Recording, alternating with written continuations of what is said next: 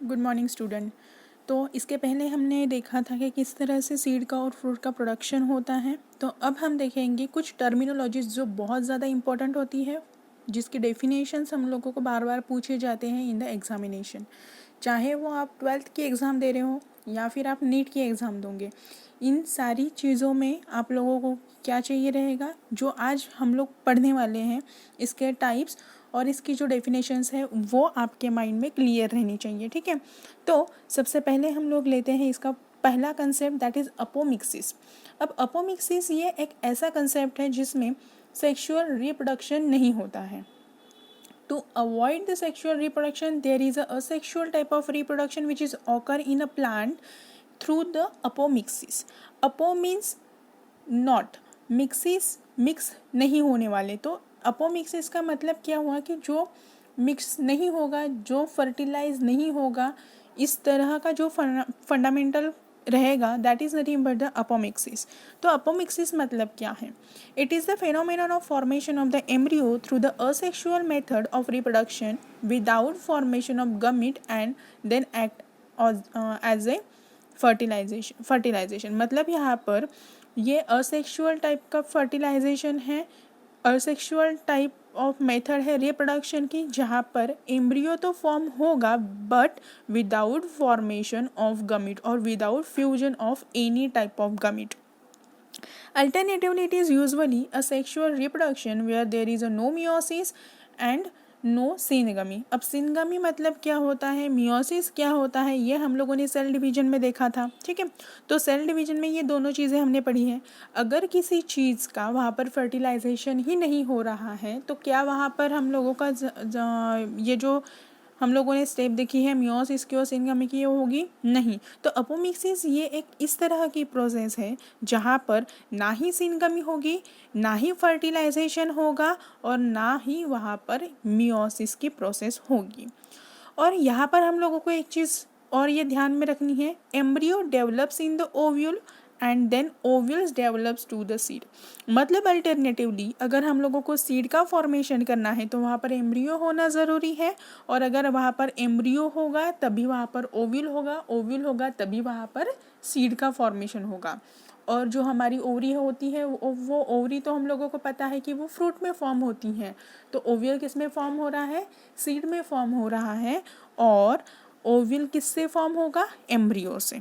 ठीक है, in the apomixis, when a gametophyte organ or the cell produce embryo-like structure without fertilization, it is termed as the apogamy. मतलब यहाँ पर कोई भी गमेटोफाइट ऑर्गन जो रहेगा या फिर सेल रहेगा वो एम्ब्रियो को प्रोड्यूस करता है without fertilization, that is nothing but the अपोगमी.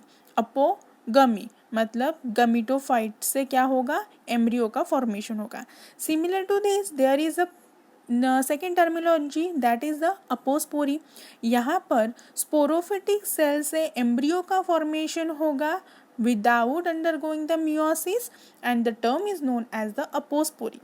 दो टर्म्स देखें, अपोगमी और अपोस्पोरी. जहाँ पर अपोगमी आए, गमी मतलब गमीटोफाइट, जहाँ पर गमीटोफाइट से हमारा एम्ब्रियो प्रोड्यूस होगा दैट इज अपोगमी. और अपोस्पोरी मतलब क्या, जहाँ से स्पोरोफिटिक सेल से हमारा एम्ब्रियो का फॉर्मेशन होगा, that is nothing but the apospory. अब अपोस्पोरी के एग्जाम्पल्स कौन कौन से हैं, orange and the mango are the examples of the apospory. ठीक है, अब जो अपोमिक्सिस है, जो अपोमिक्सिस को हमने क्या बोला, यहाँ पर डेवलपमेंट होता है एम्ब्रियो का without fertilisation of male and the female gamete. इसके कुछ टाइप्स होते हैं. There are the 3 types of the apomixis. First one is the recurrent apomixis, second one is non-recurrent apomixis, and the third one is the adventive embryony. ठीक है, तो first of all recurrent apomixis मतलब क्या होता है. Recurrent apomixis यहाँ पर develop होता है एम्ब्रियो सैक का.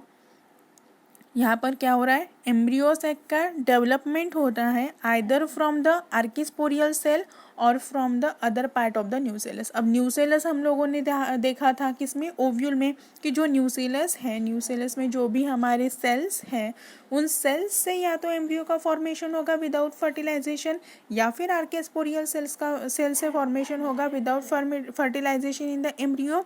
That process is nothing but the recurrent apomixis and then from the diploid megaspore mother cell in the diplospory. अब हमने अपोस्पोरी देखा, अब डिप्लोस्पोरी मतलब क्या? Diplospory is the term where the female gametophyte develop from the sporangia. यहाँ पे मैंने label करके लिखा है कि डिप्लोस्पोरी मतलब क्या है, फीमेल गमीटोफाइट का डेवलपमेंट होता है from the sporangium, that process is the diplospory. यहाँ पर डिप्लोस्पोरी से क्या फॉर्म हो रहा है, एम्ब्रियो सैक फॉर्म हो रहा है विदाउट फर्टिलाइजेशन। इस टाइप के प्रोसेस को हमने बोला है रिकरेंट अपोमिक्सिस। ठीक है, अब दूसरी चीज़ हम लोगों को यहाँ पर ये ध्यान में रखनी है कि जो हम रिकरेंट अपोमिक्सिस बोलेंगे तो यहाँ पर एम्ब्रियो हमेशा फॉर्म होगा through the diploid cell. Diploid cell से ही यहाँ पर एम्ब्रियो सैक का फॉर्मेशन होगा, that is recurrent apomixis. Non recurrent apomixis मतलब क्या?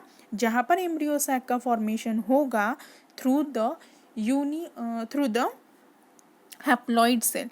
अब हमारे एम्ब्रियो सैक में हैप्लॉइड सेल, न्यूसेलस में हैप्लॉइड सेल्स कौन कौन से हैं? सिनर्जिड्स है, उसके बाद एंटीपोडल सेल्स हैं। इनसे अगर एम्ब्रियो सैक का फॉर्मेशन होगा तो that is non recurrent apomixis. हम डेफिनेशन देख लेते हैं। In this type the megaspore mother cell undergoes usual the meiotic division and the haploid embryo sac is form. Haploid cell से हैप्लॉइड एम्ब्रियो सैक का formation हो रहा है। Here the embryo arises from the egg by the parthenogenesis. Parthenogenesis मतलब क्या? Without seed. और from the other haploid cell of the gametophyte through the अपोगमी। अब इसमें कुछ एक फ़ायदा क्या होता है, ये फ़ायदा क्या होगा यहाँ पे, कौन सी प्रोसेस होगी? Due to the non recurrent apomixis या फिर किसी भी टाइप का अपोमिक्सिस हो, यहाँ पर जनरली जो सेल रहेगा, जो प्लांट रहेगा वो स्टेराइल रहेगा and do not produce sexually. तो इसका एग्जाम्पल क्या है? Nicotiana is the example of non recurrent apomixis. दोनों में डिफरेंस देखा, क्या है दोनों में difference? First one recurrent apomixis. Recurrent apomixis में एम्ब्रियो सैक फॉर्म होगा डिप्लॉइड सेल, और नॉन रिकरेंट अपोमिक्सिस में फॉर्म होगा embryo sac through the haploid cell. ठीक है, अब third one is the adventive embryony. In this type, the embryos may develop from the somatic nucellus or the integument. अब additive embryony में हम लोगों को ध्यान में रखना है कि यहाँ पर जो भी एम्ब्रियो का फॉर्मेशन होगा वो एम्ब्रियो का फॉर्मेशन होगा आइदर विथ न्यूसेलस से फॉर्म होगा या फिर इंटेग्यूमेंट से फॉर्म होगा। इस टाइप से एम्ब्रियो सैक को हम लोग बोलेंगे एडेंटिव embryony along with the zygotic embryo. It is a very common in the mango, oranges and the lemon where the polyembryony is formed.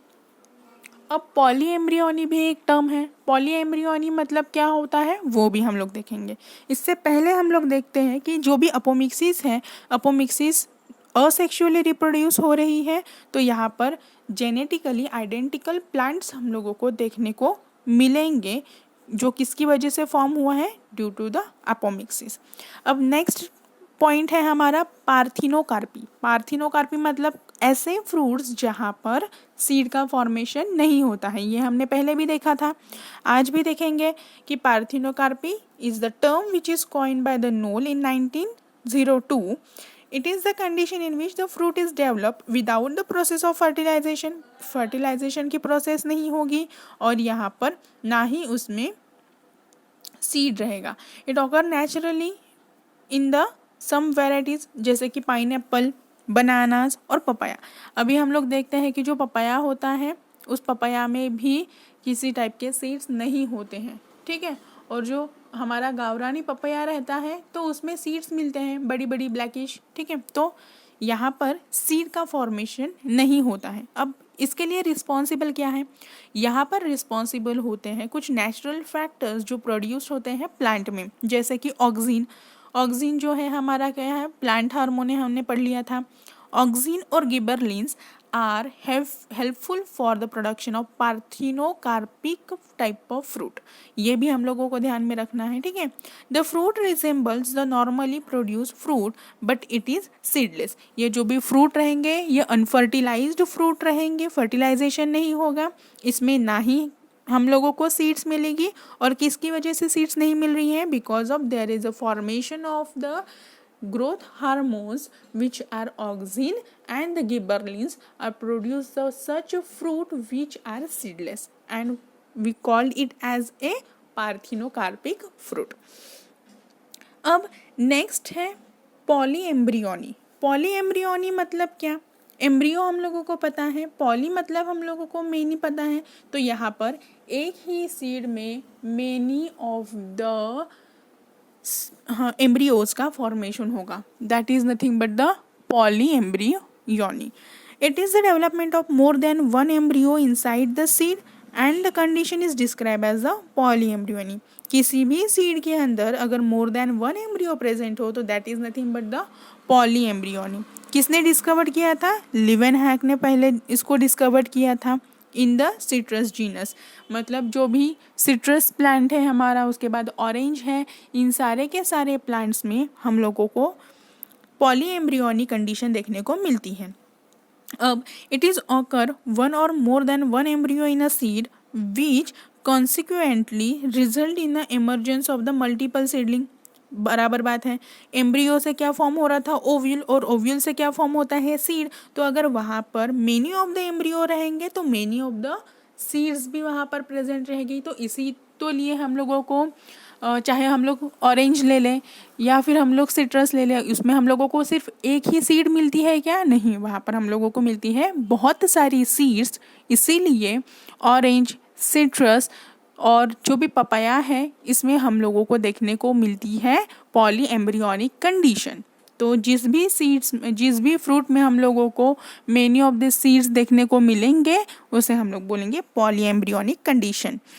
In the additional to the embryos result from the differentiation and the development of various maternal and the zygotic tissue associated with the ovule of the seed।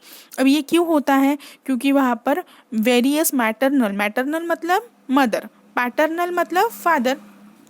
तो यहाँ पर क्या होता है? Development of the various maternal and the zygotic tissue होता है, और इसी जाइगोटिक टिश्यू की वजह से मेनी ऑफ द एम्ब्रियोज बनते हैं, मेनी ऑफ द एम्ब्रियोज से मेनी ऑफ द ओव्यूल्स बनते हैं, and then many of ovules से वहाँ पर फॉर्म होती है सीड्स, ठीक है। देन अब यहाँ पे जो भी एम्ब्रियो सैक है वो टू डिफरेंट सैक से फॉर्म होता है। First one is the adventive polyembryony. Adventive polyembryony मतलब क्या? जहाँ पर एम्ब्रियो डेवलप होगा from the diploid cell of nucellus and the integument. Then second one is the cleavage polyembryony. Cleavage polyembryony मतलब यहाँ पे जाइगोट जो भी है वो प्रो एम्ब्रियो को समटाइम्स डिवाइड करता है into the many of the unit, और यहाँ पर डेवलप करता है क्लीवेज। क्लीवेज मतलब क्या? क्लीव करना, ठीक है, ब्रेक डाउन करना। तो इसीलिए यहाँ पर जो भी प्रो एम्ब्रियो है इसको हम लोग बार बार ब्रेक करते हैं, मेनी पार्ट्स में डिवाइड करते हैं, और उससे फॉर्म होती है पॉलीएम्ब्रियोनिक कंडीशन। तो उसे हम लोग बोलेंगे क्लीवेज पॉलीएम्ब्रियोनी। हमें याद में ये रखना है कि उसके नाम से हम लोगों को पता चलता है। क्लीव करना मतलब तोड़ना, ब्रेक करना। ब्रेक करने से क्या होता है कि कोई भी एक पार्ट के बहुत सारी यूनिट्स का फॉर्मेशन होता है, उस यूनिट से क्या होता है? डेवलपमेंट होता है हमारे एम्ब्रियो का, दैट इज क्लीवेज पॉलीएम्ब्रियोनी। अब पॉलीएम्ब्रियोनी जो भी है वो इंक्रीज करता है chance of survival of the new plant. अब जितने ज़्यादा सीड्स किसी भी प्लांट में रहेंगे उतने ज़्यादा नंबर्स ऑफ प्रोजेनी वो देख पाएगा, क्योंकि हम लोग क्या करते हैं, सीड ही तो हमारे ज़मीन में बोते हैं और उसी से न्यू प्लांट का फॉर्मेशन होता है। तो सेम विद दिस, जितने ज़्यादा नंबर्स ऑफ सीड्स रहेंगे प्लांट का सर्वाइवल उतनी ही नंबर ऑफ टाइम्स ज़्यादा रहेगा।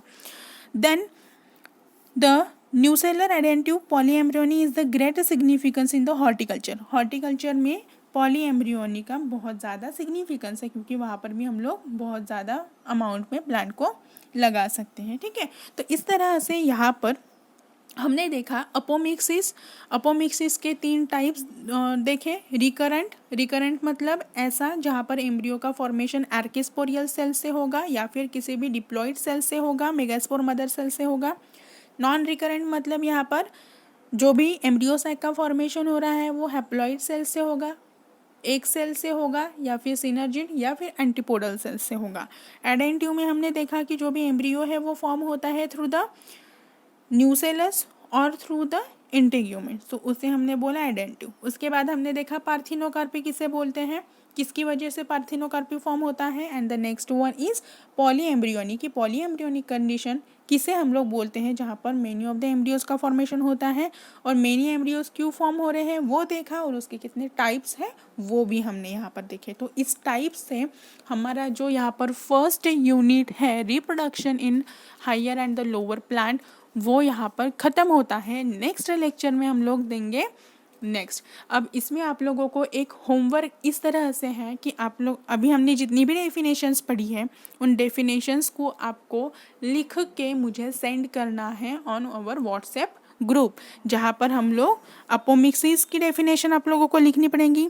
अपोगैमी मतलब क्या, अपोस्पोरी मतलब क्या, उसके बाद अपोमिक्सिस के कितने टाइप्स हैं, टाइप्स को क्या बोलते हैं, उसके बाद पार्थिनोकार्पी की डेफिनेशन लिखनी है, पार्थिनोकार्पी की डेफिनेशन क्या है और उसके कुछ एग्जाम्पल्स, देन किसकी वजह से पार्थिनोकार्पी प्रोड्यूस हो रहा है वो लिखना है, और पॉलीएम्ब्रियोनिक की हम लोगों को डेफिनेशन लिखनी है और उसके टाइप्स आपको मुझे लिख के देने हैं। ठीक है, अब ये सारे चेक आप लोग व्हाट्सएप पे करेंगे और मैं आपको वहाँ पर रिप्लाई दूंगी। Okay, thank you.